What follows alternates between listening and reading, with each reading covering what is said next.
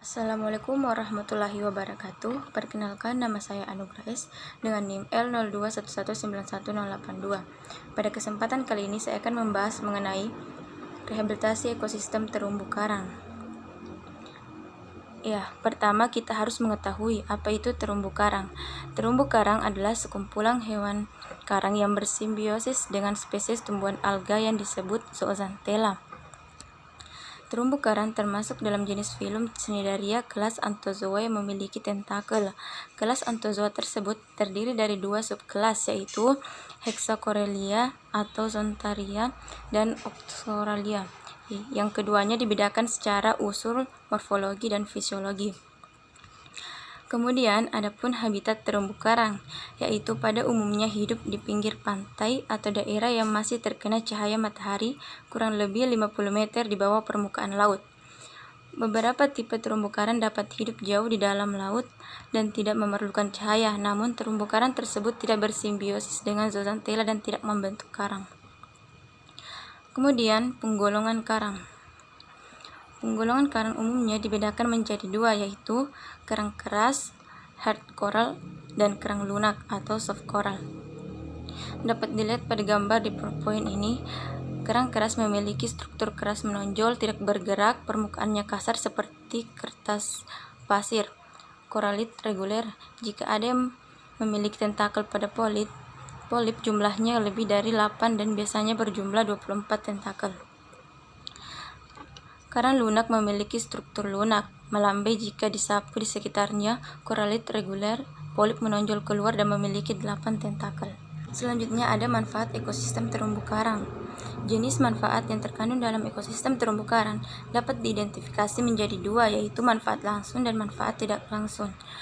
Manfaat ekosistem terumbu karang yang langsung adalah habitat bagi sumber daya ikan, batu karang, pariwisata, wahana penelitian, dan pemanfaatan biota lainnya. Sedangkan termasuk dalam pemanfaatan tidak langsung seperti fungsi terumbu karang sebagai penahan abrasi pantai, keanekaragaman hayati dan cadangan plasma nafta dan lain sebagainya. Adapun manfaat ekosistem terumbu karang bagi sumber daya perikanan, yaitu terumbu karang juga menyediakan stok ikan dan udang yang berlimpah serta menyediakan sumber makanan bergizi tinggi seperti ikan, udang, cumi, kerang, dan sebagainya.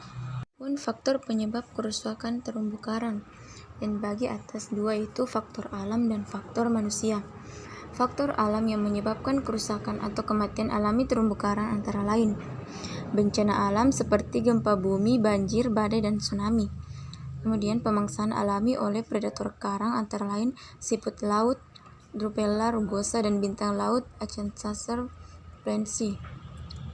Kemudian perubahan salinitas akibat banjir, air tawar dari daratan, atau melelehnya gunung es akibat pemanasan global.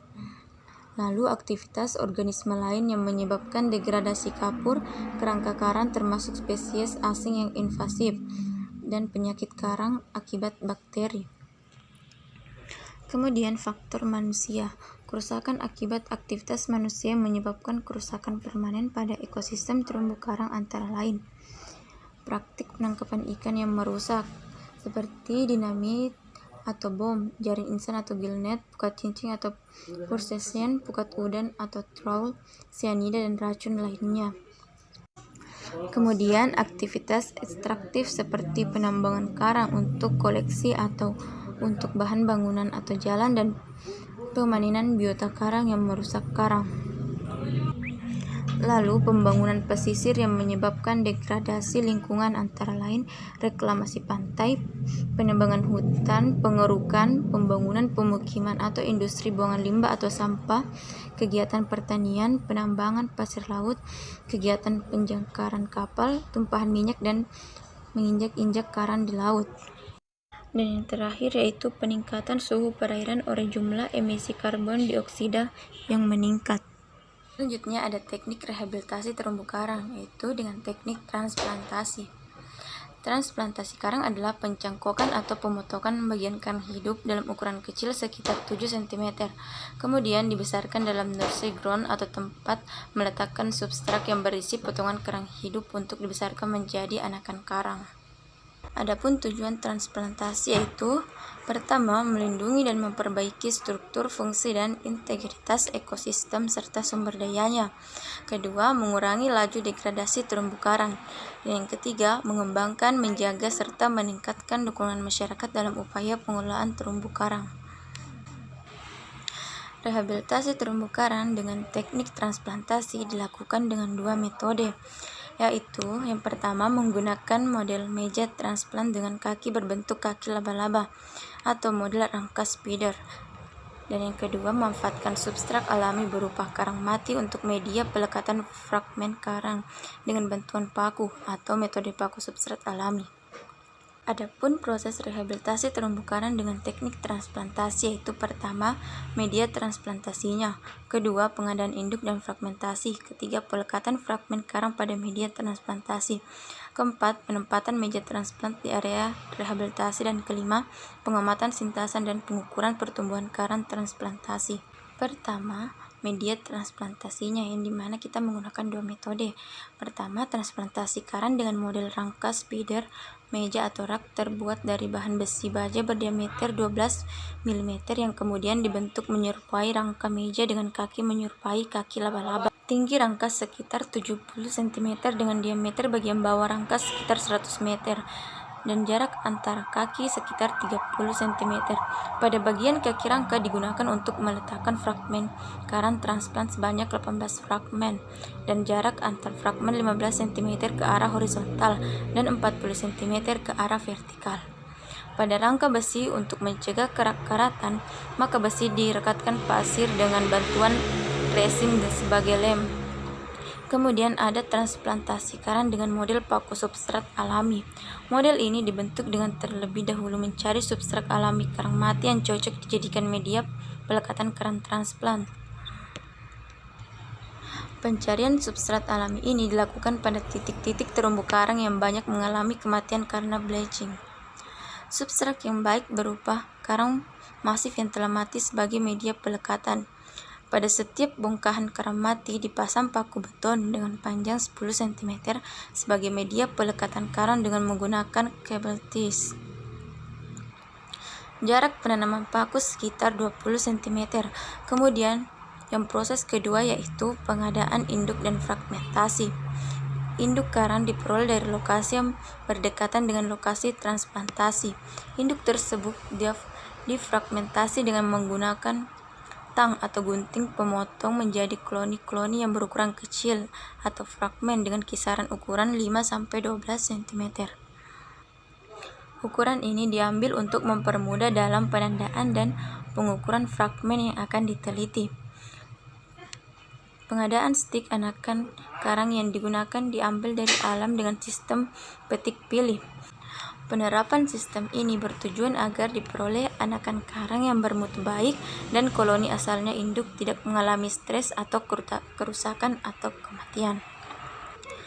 Fragmen karang yang telah diambil dari koloni yang menjadi induk kemudian dimasukkan ke dalam keranjang dan selanjutnya diangkat naik di kapal dan dipindahkan ke dalam styrofoam yang terlebih dahulu diisi air laut untuk menjaga agar fragmen karang tidak mengalami stres. Yang ketiga, pelekatan fragmen karang pada media transplantasi.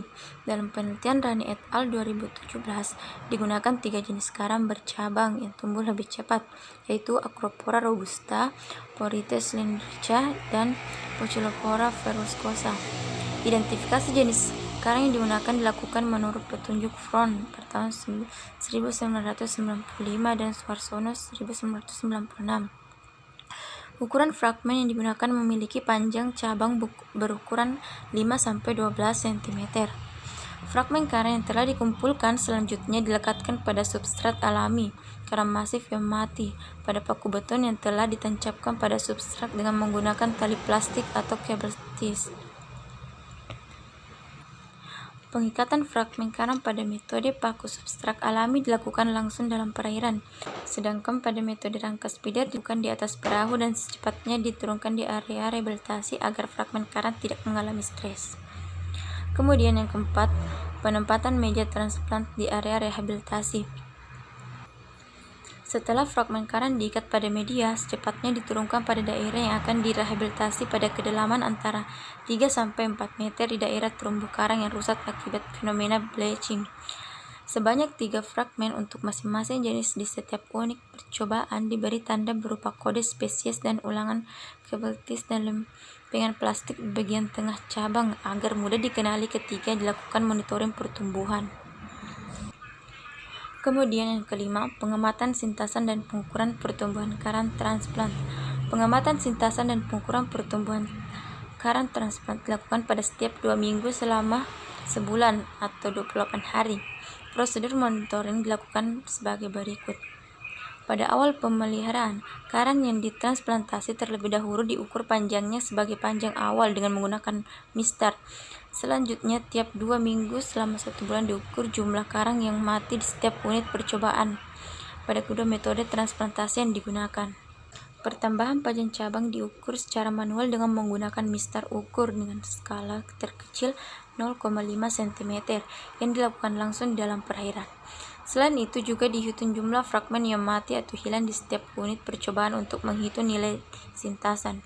Data yang diperoleh selanjutnya dianalisis untuk mengetahui sintasan dan pertumbuhan karang transplant. Terakhir, ada keunggulan dan kelebihan dari media transplantasi. Pertama, keunggulan media transplantasi yaitu media transplantasi yang digunakan relatif murah. Media yang digunakan dapat diterapkan pada tubir yang terjal dan pengikatan bibit yang relatif efektif. Adapun kelemahan media transplantasi yaitu media yang digunakan sangat terpengaruh oleh arus laut dan pemasangan media transplantasi cukup memakan waktu yang lama. Dapat dilihat beberapa referensi yang saya gunakan dalam presentasi kali ini. Terima kasih atas perhatiannya. Lebih dan kurangnya mohon dimaafkan. Wabillahi taufiq wal hidayah. Wassalamualaikum warahmatullahi wabarakatuh.